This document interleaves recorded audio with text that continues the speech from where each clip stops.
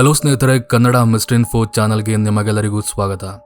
ಇವತ್ತು ನಾನು ವಿವರಿಸೋ ಮೂವಿ ಹೆಸರು ಕಾಫಿರ್ ಅಂತ. ಇಂಡೋನೇಷ್ಯಾದ ಭಯಾನಕ ಮೂವಿ ಇದು. ಈ ಮೂವಿ ಬಗ್ಗೆ ಒಂದೇ ಒಂದು ಮಾತು ಹೇಳ್ತೀನಿ, ನನ್ನ ಮೇಲೆ ನಂಬಿಕೆ ಇಟ್ಟು ಇದನ್ನ ಎಂಡ್ವರೆಗೆ ನೋಡಿ. ಈ ಮೂವಿ ಮುಗ್ದಾದ ನಂತರ ನೀವು ಇದರ ಪಾರ್ಟ್ 2 ಕೇಳಿಲ್ಲ ಅಂದ್ರೆ ನನ್ನ ಹೆಸರನ್ನ ಚೇಂಜ್ ಮಾಡ್ಕೋತೀನಿ. ಅಷ್ಟು ಚೆನ್ನಾಗಿದೆ ಮೂವಿ. ಹೀಗೆ ಎಂಡ್ವರೆಗೆ ಕೇಳ್ತಾ ಹೋಗಿ.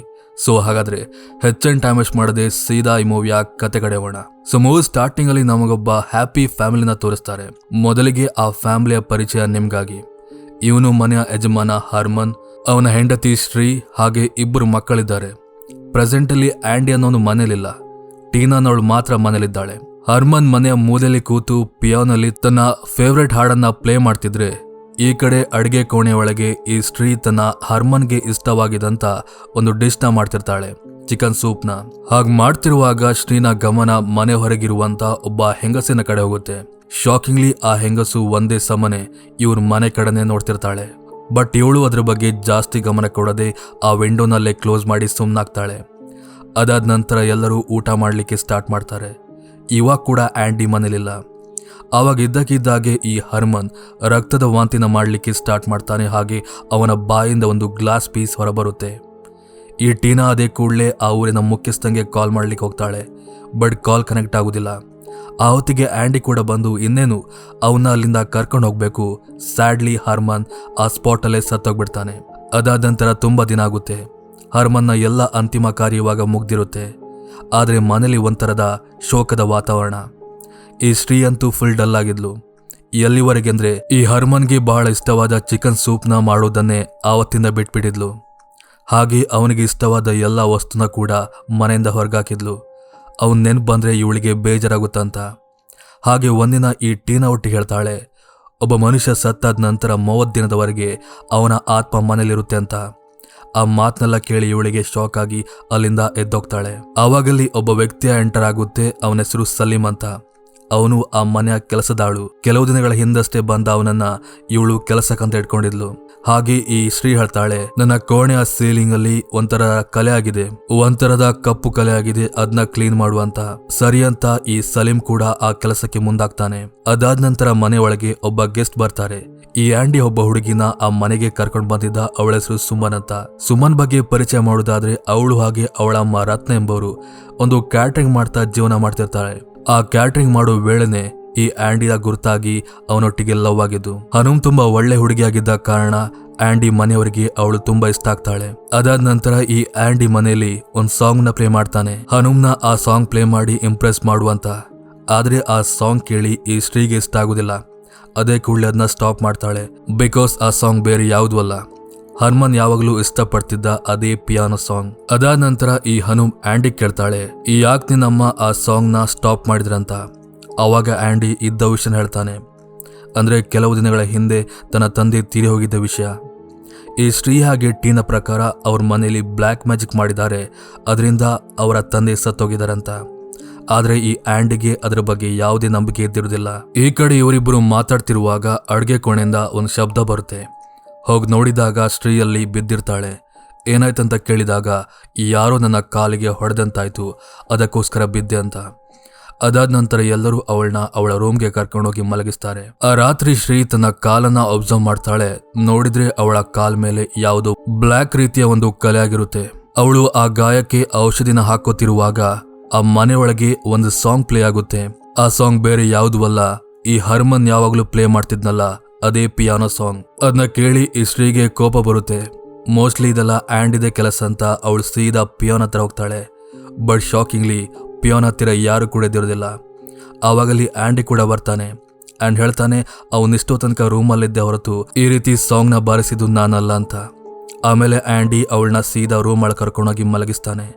ರೂಮಲ್ಲಿ ಮಲಗಿದ್ದಾಗ ಸೀಲಿಂಗ್ ನೋಡಿದಾಗ ಅವಳಿಗೆ ಮತ್ತೆ ಪುನಃ ಸೀಲಿಂಗ್ ಮೇಲೆ ಆಗಿದ್ದ ಆ ಕಪ್ಪು ಬಣ್ಣ ತೋರಿ ಬರುತ್ತೆ. ಹಾಗೆ ಅದರ ನೆಕ್ಸ್ಟ್ ಡೇ ಈ ಸಲೀಂಗೆ ಮತ್ತೆ ಪುನಃ ಆ ಸೀಲಿಂಗ್ ನ ಸರಿ ಮಾಡ್ಲಿಕ್ಕೆ ಹೇಳ್ತಾಳೆ. ಒಂದ್ ಲೆಕ್ಕದಲ್ಲಿ ಹೇಳ್ಬೇಕಂದ್ರೆ ಯಾವತ್ತಿಂದ ಹರ್ಮನ್ ಆ ಮನೇಲಿ ಸತ್ತೋದ್ನು ಆವತ್ತಿಂದ ಅಮಾನುಷ ಘಟನೆಗಳೆಲ್ಲ ಆಗ್ಲಿಕ್ಕೆ ಸ್ಟಾರ್ಟ್ ಆಗಿದ್ದವು. ಇದೊಂದು ರೀತಿ ಭಯಾನಕ ಘಟನೆ ಆದ್ರೆ ಆವತ್ತು ಮತ್ತೊಂದು ಭಯಾನಕ ಘಟನೆ ಆಗುತ್ತೆ. ಈ ಶ್ರೀ ಒಬ್ಬಳೆ ಅಡ್ಗೆ ಕೋಣೆಯಲ್ಲಿ ಅಡ್ಗೆ ಮಾಡ್ತಿದ್ದಾಗ ಆಂಡಿ ಮನೆ ಒಳಗೆ ಬಂದು ಚಿಕನ್ ಸೂಪ್ ಮಾಡುವಂತಾನೆ. ಹಾಗೆ ಹೇಳ್ತಾ ಅವನು ಸೀದಾ ರೂಮ್ಗೆ ಹೋಗ್ತಾನೆ. ಬಟ್ ಇವಳಿಗೆ ಅದನ್ನ ಕೇಳಿ ಶಾಕ್ ಆಗುತ್ತೆ. ಯಾಕಂದರೆ ಅವಳು ಯಾವತ್ತಿಂದ ಹರ್ಮನ್ ಸತ್ತೋದ್ನೋ ಆವತ್ತಿಂದ ಚಿಕನ್ ಸೂಪ್ ಮಾಡೋದನ್ನ ಸ್ಟಾಪ್ ಮಾಡಿದ್ಲು. ಇವಳಿಗೆ ಅದೇ ಒಂದು ಅನುಮಾನ ಆಗಿ ಸೀದಾ ಆ್ಯಂಡಿನ ಹುಡುಕುತ್ತಾ ರೂಮ್ಗೆ ಹೋಗ್ತಾಳೆ. ಬಟ್ ಶಾಕಿಂಗ್ಲಿ ಆ್ಯಂಡಿ ರೂಮಲ್ಲಿದ್ದಿರೋದಿಲ್ಲ. ಆವಾಗ ಅಡುಗೆ ಕೋಣೆಯಿಂದ ವಿಚಿತ್ರವಾದ ಶಬ್ದ ಕೇಳಿ ಬರುತ್ತೆ. ಹೋಗಿ ನೋಡಿದಾಗ ಅಡುಗೆ ಕೋಣೆಲಿಟ್ಟಿದ್ದ ಒಂದು ಪಾತ್ರೆ ಇದ್ದಕ್ಕಿದ್ದಾಗೆ ಅಲ್ಲಾಡಿ ಕೆಳಗೆ ಬೀಳುತ್ತೆ. ಆವಾಗಲಿ ಆ್ಯಂಡಿ ಕೂಡ ಬರ್ತಾನೆ. ಇವಳು ಕೇಳ್ತಾಳೆ, ನೀನು ಅವಾಗಷ್ಟೇ ಬಂದಿದ್ಯಲ್ಲ ಅಂತ. ಅದಕ್ಕೆ ಆ್ಯಂಡಿ ಹೇಳ್ತಾನೆ, ಇಲ್ಲ, ನಾನು ಇವಾಗಷ್ಟೇ ಕಾಲೇಜ್ ಮುಗಿಸಿ ಮನೆಗೆ ಬಂದೆ ಅಂತ. ಅದಕ್ಕೆ ಶ್ರೀ ಹೇಳ್ತಾಳೆ, ಇಲ್ಲ, ನೀನು ಆವಾಗಲೇ ಬಂದಿದ್ದೆ, ನನಗೆ ಚಿಕನ್ ಸೂಪ್ ಮಾಡಲಿಕ್ಕೆ ಹೇಳಿದ್ದೆ ಅಂತ. ಅದಕ್ಕೆ ಆ್ಯಂಡಿ ಹೇಳ್ತಾನೆ, ಯಾಕೆ ನೀವು ಈ ರೀತಿ ಮಾತಾಡ್ತಿದ್ದೀರಿ? ನಂಗೆ ಗೊತ್ತಿದೆ ತಾನೇ, ಯಾವತ್ತಿಂದ ಅಪ್ಪ ತೀರಿ ಹೋದ್ರು ಆವತ್ತಿಂದ ನೀವು ಸೂಪ್ ಮಾಡೋದನ್ನು ಸ್ಟಾಪ್ ಮಾಡಿದ್ರಿ ಅಂತ. ಅಂಥದ್ರಲ್ಲಿ ನಾನು ಮತ್ತೆ ಪುನಃ ಯಾಕೆ ಕೇಳ್ತೆ ಅಂತ ಅವನು ಮತ್ತೆ ಪ್ರಶ್ನೆ ಆಗ್ತಾನೆ. ಇವಳಿಗೆ ನಿಜವಾಗ್ಲೂ ಅರ್ಥ ಆಗೋದಿಲ್ಲ. ಆ್ಯಂಡಿ ಅನ್ಕೋತಾನೆ ತಂದೆ ಸತ್ತೋಗಿರುವ ದುಃಖ ಇವರಲ್ಲಿ ಇನ್ನೂ ಕೂಡ ಇದ್ದ ಕಾರಣ ಈ ರೀತಿಯೆಲ್ಲ ಭ್ರಮೆ ಆಗ್ತಿದೆ ಅಂತ. ಅನಂತರ ಅವನೇ ಕೆಳಗೆ ಬಿದ್ದಿದ್ದ ಎಲ್ಲ ಪದಾರ್ಥಗಳನ್ನ ಕ್ಲೀನ್ ಮಾಡ್ತಾನೆ. ಸೊ ಪದಾರ್ಥಗಳು ವೇಸ್ಟ್ ಆದ ಕಾರಣ ಅವರಿಗೆ ಆ ದಿನ ಊಟ ಇರೋದಿಲ್ಲ. ಸೊ ಆ ದಿನ ಹನುಮ್ ಖುದ್ದು ತಾನು ರೆಡಿ ಮಾಡಿದಂಥ ಅಡುಗೆನ ಮನೆ ಕರ್ಕೊಂಡು ಬಂದು ಎಲ್ಲರಿಗೂ ಬಡಿಸ್ತಾಳೆ. ಶಾಕಿಂಗ್ ವಿಷಯ ಏನಪ್ಪ ಅಂದರೆ ಅವಳು ಮಾಡಿದ ಅಡುಗೆ ಒಂದು ಚಿಕನ್ ಸೂಪ್ ಆಗಿತ್ತು. ಮೋಸ್ಟ್ಲಿ ಈ ಹನುಮ್ಗೆ ಗೊತ್ತಿಲ್ವೇನೋ, ಈ ಶ್ರೀಗೆ ಚಿಕನ್ ಸೂಪ್ ಅಂದ್ರೆ ಇಷ್ಟ ಇಲ್ಲ. ಅವಳು ಬರೀ ಚಿಕನ್ ಸೂಪ್ ಮಾಡೋದನ್ನ ಸ್ಟಾಪ್ ಮಾಡಿಲ್ಲ, ಬದಲಾಗಿ ಅದನ್ನ ತಿನ್ನೋದನ್ನ ಕೂಡ ಸ್ಟಾಪ್ ಮಾಡಿದ್ಲು. ಬಟ್ ಆ ವಿಷಯ ಈ ಹನುಮ್ಗೆ ಗೊತ್ತಿರದ ಕಾರಣ ಆ ದಿನ ಅವಳು ಲಂಚ್ಗೆ ಅಂತ ಅದೇ ಸೂಪನ್ನ ಮಾಡ್ಕೊಂಡು ತಗೊಂಡ್ಬಂದಿದ್ಲು. ಹಾಗೆ ಅವಳು ತನ್ನ ಕೈಯಾರೆ ಆ ಸೂಪನ್ನ ಶ್ರೀಗೆ ತಿನ್ನಿಸ್ತಾಳೆ. ಶ್ರೀಗೆ ಅದನ್ನೆಲ್ಲ ನೋಡಿ ಕೋಪ ಬಂದ್ರೂ ಕೂಡ ಎಲ್ಲಿ ಹನುಮ್ಗೆ ಬೇಜಾರಾಗುತ್ತಂತ ಅವಳದನ್ನ ಸ್ವೀಕರಿಸ್ತಾಳೆ. ಹಾಗೆ ಅಲ್ಲಿ ರಾತ್ರಿ ಆಗುತ್ತೆ.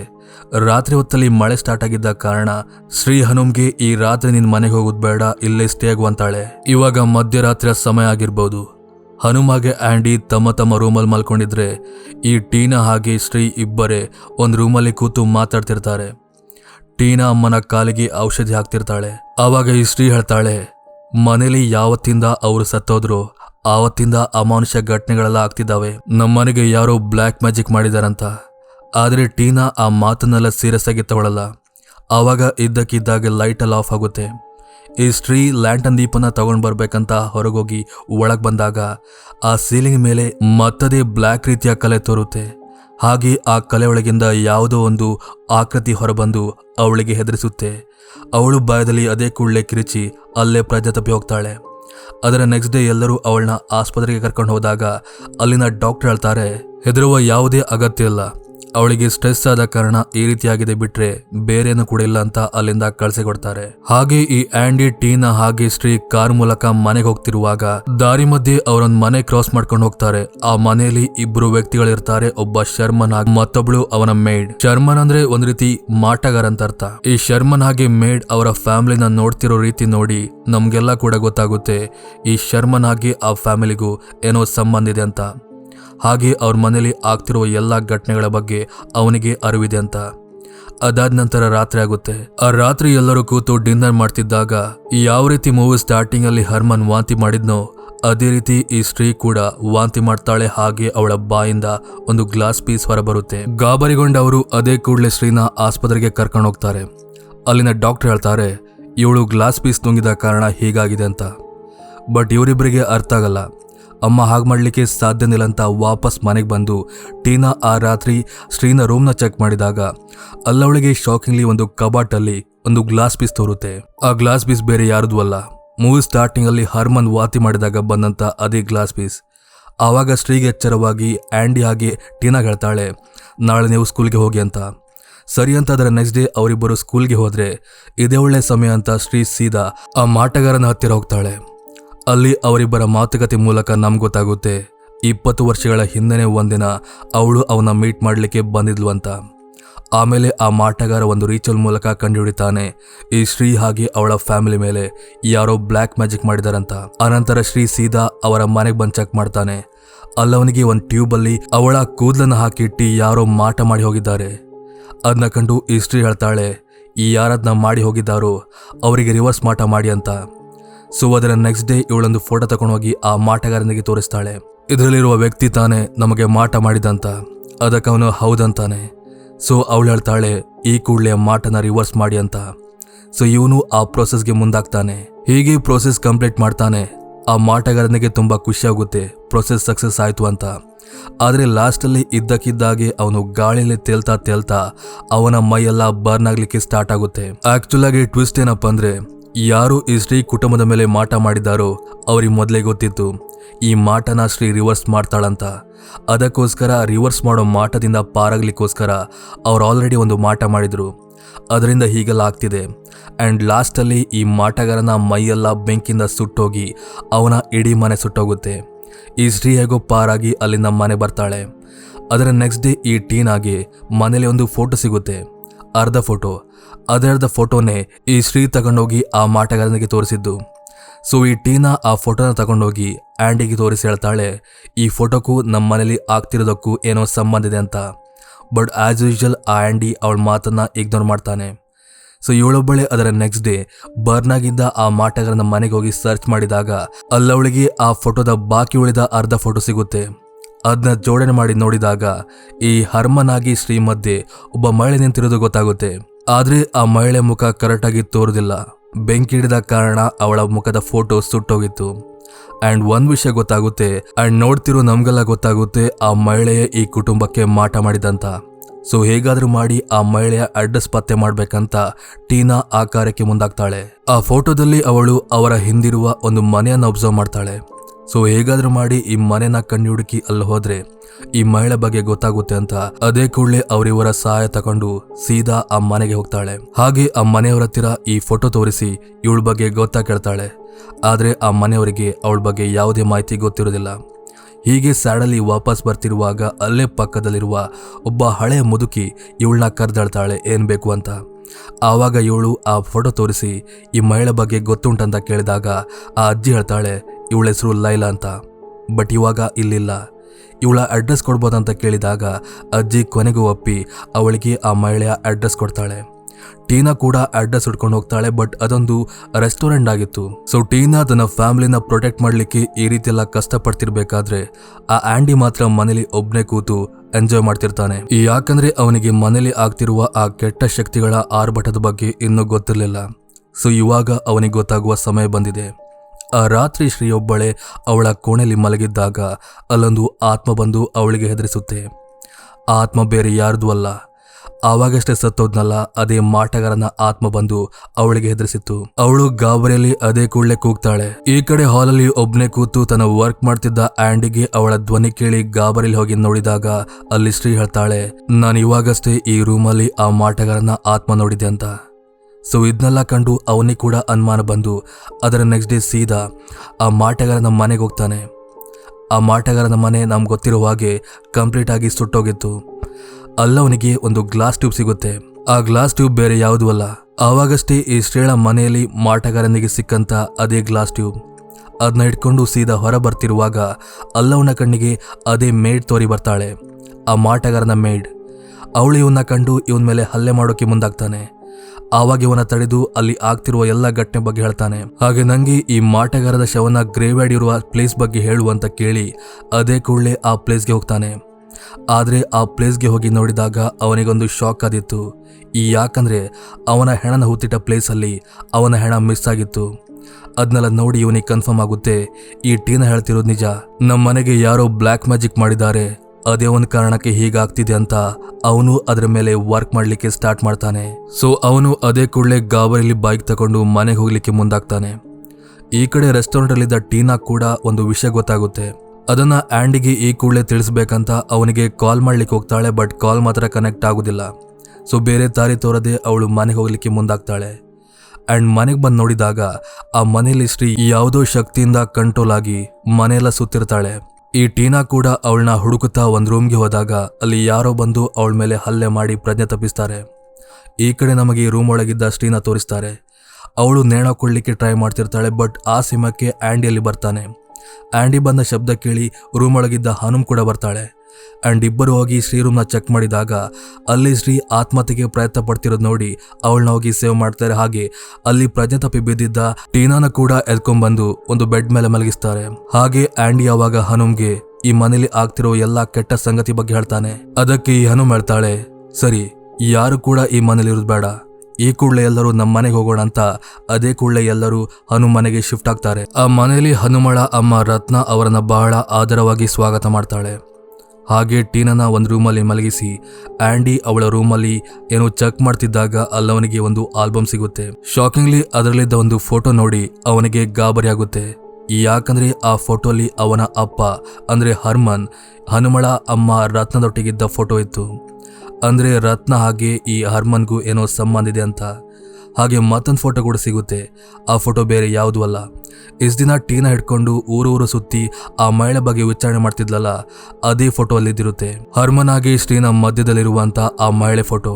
ಅದನ್ನ ನೋಡ್ತಿರೋ ನಮಗೆಲ್ಲ ಕನ್ಫರ್ಮ್ ಆಗುತ್ತೆ, ಆ ಫ್ಯಾಮಿಲಿ ಮೇಲೆ ಬ್ಲ್ಯಾಕ್ ಮ್ಯಾಜಿಕ್ ಮಾಡಿದ್ದು ಬೇರೆ ಯಾರೂ ಅಲ್ಲ, ಇದೇ ರತ್ನ. ಆ ಬ್ಲ್ಯಾಕ್ ಮ್ಯಾಜಿಕ್ ಮಹಿಳೆ ಬೇರೆ ಯಾರೂ ಅಲ್ಲ, ಇದೇ ರತ್ನ ಅಂತ. ಹಾಗೆ ಇಲ್ಲಿ ಮತ್ತೊಂದು ವಿಷಯ ಕೂಡ ಕನ್ಫರ್ಮ್ ಆಗುತ್ತೆ. ಟೀನಾ ಆವಾಗಷ್ಟೇ ಒಂದು ರೆಸ್ಟೋರೆಂಟ್ಗೆ ಹೋಗಿದ್ಲು ಅಂತ ಹೇಳಿದ್ದೆ. ಆ ರೆಸ್ಟೋರೆಂಟ್ ಬೇರೆ ಯಾರ್ದು ಅಲ್ಲ, ಈ ರತ್ನಂದೇ. ಹಾಗೆ ರತ್ನನ ಮತ್ತೊಂದು ಹೆಸರು ಲೈಲಾ ಅಂತ ಕೂಡ ಗೊತ್ತಾಗುತ್ತೆ. ಇವನಿಗೆ ಗಾಬರಿಯಲ್ಲಿ ಏನು ಮಾಡ್ಬೇಕಂತ ಗೊತ್ತಾಗಲ್ಲ. ಯಾರು ನಮ್ಮ ಮನೆ ಮೇಲೆ ಬ್ಲ್ಯಾಕ್ ಮ್ಯಾಜಿಕ್ ಮಾಡಿದಾರೋ ಅವ್ರ ಮನೆಗೆ ಬಂದು ಸ್ಟೇ ಆಗಿದ್ದೇವೆ, ಮುಂದೇನಾಗುತ್ತೆ ಅಂತ ಅವನಿಗೆ ಅರ್ಥ ಆಗದೆ ಮುಖ ತೊಳ್ಕೊಳ್ಳಿಕ್ಕೆ ಒಂದು ವಾಶ್ ಬೇಸಿನ್ ಹತ್ರ ಹೋದಾಗ ಅಲ್ಲಿದ್ದ ಕಬಾಟಲ್ಲಿ ಅವನಿಗೆ ಒಂದು ಟ್ಯೂಬ್ ತೋರಿ ಬರುತ್ತೆ. ಅದು ಆಕ್ಚುಲಿ ಬ್ಲ್ಯಾಕ್ ಮ್ಯಾಜಿಕ್ ಮಾಡಿದಂಥ ಒಂದು ಟ್ಯೂಬ್. ನಾನು ಅವಾಗಷ್ಟೇ ಒಂದು ವಿಷಯ ಹೇಳಿದ್ದೆ, ಆ ಮಾಟಗಾರ ಬ್ಲ್ಯಾಕ್ ಮ್ಯಾಜಿಕ್ನ ರಿವರ್ಸ್ ಮಾಡ್ಲಿಕ್ಕೆ ನೋಡಿದಾಗ ಅದು ಎಫೆಕ್ಟ್ ಆಗಿಲ್ಲ. ಯಾಕಂದ್ರೆ ಬ್ಲ್ಯಾಕ್ ಮ್ಯಾಜಿಕ್ ಮಾಡಿದವರು ತಮ್ಮನ್ನ ಪ್ರೊಟೆಕ್ಟ್ ಮಾಡ್ಲಿಕ್ಕೋಸ್ಕರ ಆಲ್ರೆಡಿ ಒಂದು ಮಾಟ ಮಾಡಿದಾರಂತ. ಇದು ಆಕ್ಚುಲಿ ರತ್ನ ಮಾಡಿದಂಥ ಒಂದು ಮಾಟ. ಅವಳು ಆ ಟ್ಯೂಬ್ ಒಳಗೆ ಏನೆಲ್ಲ ಬೇಕೋ ಅದನ್ನೆಲ್ಲ ಹಾಕಿ ತಮ್ಮನ್ನ ಪ್ರೊಟೆಕ್ಟ್ ಮಾಡ್ಲಿಕ್ಕೋಸ್ಕರ ಆ ರೀತಿ ಒಂದು ಮಾಟ ಮಾಡಿಟ್ಟಿದ್ಲು. ಹಾಗೆ ಆಂಡಿ ಆ ರಾತ್ರಿ ಅಲ್ಲಿಂದ ತಪ್ಪಿಸ್ಕೊಂಡು ಹೋಗ್ಲಿಕ್ಕೆ ಟ್ರೈ ಮಾಡ್ತಾನೆ. ಅವನ್ ಫಸ್ಟ್ ಹೋಗಿ ಹೇಳಿದ್ದೆ ಹನುಮಾಳಿಗೆ. ಆದ್ರೆ ಹಾಗೆ ಹೇಳ್ತಿರುವಾಗ ಅಲ್ಲೇ ಬಂದ ಆ ರತ್ನ ಇವನ್ ಮೇಲೆ ಹಲ್ಲೆ ಮಾಡ್ಲಿಕ್ಕೆ ಸ್ಟಾರ್ಟ್ ಮಾಡ್ತಾಳೆ.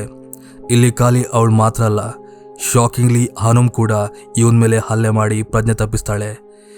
ಇಲ್ಲಿವರೆಗೆ ಆಗಿದ್ರಲ್ಲಿ ಪಾಲು ಕೇವಲ ರತ್ನಳದು ಮಾತ್ರ ಅಲ್ಲ, ಈ ಹನುಮಳದು ಕೂಡ ಇದೆ. ಅನಂತರ ಈ ಆಂಡಿಗೆ ಎಚ್ಚರವಾದಾಗ ಅವನೊಂದು ಬೇಸ್ಮೆಂಟ್ ಅಲ್ಲಿ ಬಂದಿಯಾಗಿರ್ತಾನೆ. ಹಾಗೆ ಅವನ್ ಮುಂದೆ ಟೀನಾ ಪ್ರಜ್ಞೆ ತಪ್ಪಿದ್ರೆ ಈ ರತ್ನ ಹಾಗೆ ಹನುಮ್ ಬಿದ್ದಿರ್ತಾರೆ.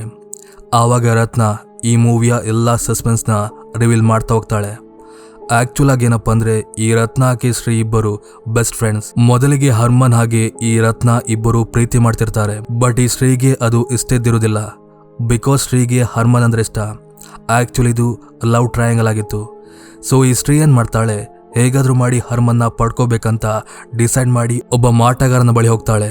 ಆ ಮಾಟಗಾರ ಬೇರೆ ಯಾರೂ ಅಲ್ಲ, ಮೂವಿ ಸ್ಟಾರ್ಟಿಂಗ್ ಅಲ್ಲಿ ತೋರಿಸಿದ ಅದೇ ಶೇಮನ್. ಸೊ ಅವನ ಬಳಿ ಹೋಗಿ ಮಾಟ ಮಾಡಿಸ್ತಾನೆ, ಹರ್ಮನ್ ನನ್ನವನಾಗ್ಬೇಕಂತ. ಸೊ ಆ ಮಾಟದ ಪರಿಣಾಮದಿಂದ ಹರ್ಮನ್ ರತ್ನನ ಬಿಟ್ಟು ಶ್ರೀ ಒಟ್ಟಿಗೆ ಮದುವೆಯಾಗಿ ಸಂಸಾರ ಮಾಡಲಿಕ್ಕೆ ಸ್ಟಾರ್ಟ್ ಮಾಡ್ತಾನೆ. ಆ ಟೈಮಲ್ಲಿ ಈ ರತ್ನ ಕೂಡ ಗರ್ಭಿಣಿಯಾಗಿದ್ಲು. ಹಾಗೆ ಹನುಮಳಿಗೆ ಜನ್ಮ ಕೊಡ್ತಾಳೆ. ಅದಾದ 20 ವರ್ಷದ ನಂತರ ಹನುಮಳ್ ಕೂಡ ದೊಡ್ಡವಳಾಗ್ತಾಳೆ. ಅವಳಿಗೆ ಕೂಡ ಎಲ್ಲ ವಿಷಯ ಗೊತ್ತಾಗುತ್ತೆ. ಸೊ ಅದಾದ ನಂತರ ಇದೇ ಬ್ಲ್ಯಾಕ್ ಮ್ಯಾಜಿಕ್ ಮೂಲಕ ಆ ಫ್ಯಾಮಿಲಿ ಮೇಲೆ ಸೇಡ್ ತೋರಿಸ್ಕೊಳ್ಳಿಕ್ಕೆ ಮುಂದಾಗ್ತಾರೆ. ಆಕ್ಚುಲ್ ಆಗಿ ಹೇಳ್ಬೇಕಂದ್ರೆ ಹನುಮಾಗೆ ಆ್ಯಂಡ್ ಇಬ್ಬರು ಅಣ್ಣ ತಂಗಿ.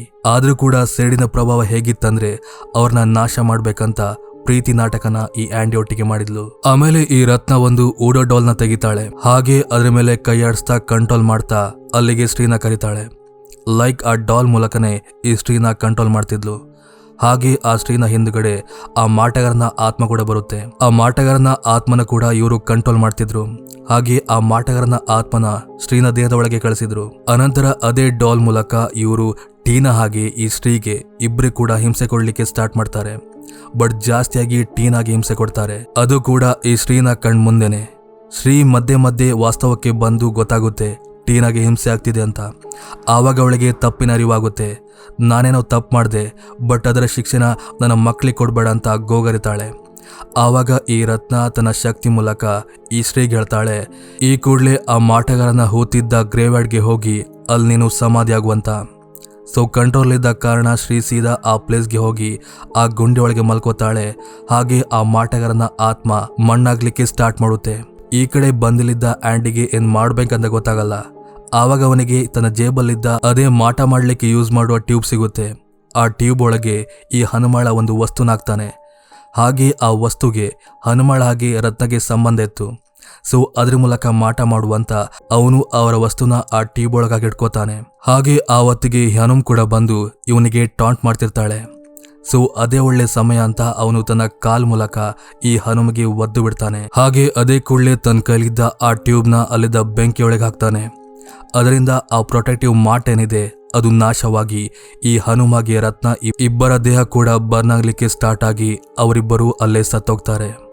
ಅನಂತರ ಇವನು ಆಂಡಿನ ಕರ್ಕೊಂಡು ಸೀದಾ ಆ ಮಾಟಗಾರನ ದಫನ್ ಮಾಡಿದ ಗ್ರೇವ್ಯಾರ್ಡ್ಗೆ ಹೋಗಿ ಅಲ್ಲಿ ಹೂತಾಗಿದ್ದ ತನ್ನ ತಾಯಿನ ಸೇವ್ ಮಾಡಿ ಅಂತೂ ಕೊನೆಗೆ ಎಲ್ಲರೂ ಮನೆಗೆ ರೀಚ್ ಆಗ್ತಾರೆ. ಮೂವಿ ಲಾಸ್ಟ್ ಸೀನಲ್ಲಿ ಒಬ್ಬ ಆಂಬ್ಯುಲೆನ್ಸ್ ಡ್ರೈವರ್ ಬಂದು ಈ ರತ್ನ ಹಾಗೆ ಹನುಮಳನ್ನ ಆಂಬ್ಯುಲೆನ್ಸ್ಗೆ ಹಾಕೊಂಡು ಎಲ್ಲೋ ಕರ್ಕೊಂಡು ಹೋಗೋದನ್ನ ತೋರಿಸ್ತಾರೆ. ಆಕ್ಚುಲಿ ಆಂಬ್ಯುಲೆನ್ಸ್ ಡ್ರೈವರ್ ಬೇರೆ ಯಾರೂ ಅಲ್ಲ, ನಮಗೆ ಮೂವಿ ಸ್ಟಾರ್ಟಿಂಗ್ ಅಲ್ಲಿ ತೋರಿಸಿದ ಅದೇ ಮನೆ ಕೆಲಸದಾಳು ಸಲೀಂ. ಹಾಗೆ ಅವನು ಹೋಗ್ತಿರುವಾಗ ಆಂಬ್ಯುಲೆನ್ಸ್ ಹಿಂದಿದ್ದ ರತ್ನ ಹಾಗೆ ಹನುಮಳ ಶವ ಇಬ್ಬರಲ್ಲಿ ಯಾರದೋ ಒಬ್ಬರ ಶವದ ಕೈ ಎದ್ದೇಳುತ್ತೆ. ಹಾಗೆ ಅಲ್ಲಿಗೆ ಆ ಮೂವಿ ಕೂಡ ಎಂಡ್ ಆಗುತ್ತೆ. ಆದ್ರೆ ಇಲ್ಲಿ ಬರೋ ಕ್ವಶನ್ ಏನಪ್ಪಾ ಅಂದ್ರೆ, ಆಕ್ಚುಲ್ ಆಗಿ ಆ ಸಲೀಂ ಯಾರು? ಅವನು ಮನೆ ಕೆಲಸದವನಾಗಿ ಶ್ರೀ ಮನೇಲಿ ಏನ್ ಮಾಡ್ತಿದ್ದ? ಹಾಗೆ ಇವರಿಬ್ಬರ ಶವನ ತಗೊಂಡು ಎಲ್ಲೋಗ್ತಿದ್ದಾರಂತ. ಸೊ ಇದಕ್ಕೆಲ್ಲ ಉತ್ತರ ಬೇಕಂದ್ರೆ ನಾವು ಪಾರ್ಟ್ 2ನ ನೋಡಲೇಬೇಕು. ಸೊ ಪಾರ್ಟ್ 2ನ ಎಕ್ಸ್ಪ್ಲನೇಷನ್ ಬೇಕಂದ್ರೆ ದಯವಿಟ್ಟು ಕಮೆಂಟ್ ಮೂಲಕ ತಿಳಿಸಿ. ಸೊ ಇದಿಷ್ಟು ಇವತ್ತಿನ ಕತೆ. ಮತ್ತೊಂದು ಕತೆ ಒಟ್ಟಿಗೆ ಮತ್ತೆ ಸಿಗ್ತೀನಿ. ಅಲ್ಲಿವರೆಗೂ ಥ್ಯಾಂಕ್ ಯು ಫಾರ್ ವಾಚಿಂಗ್.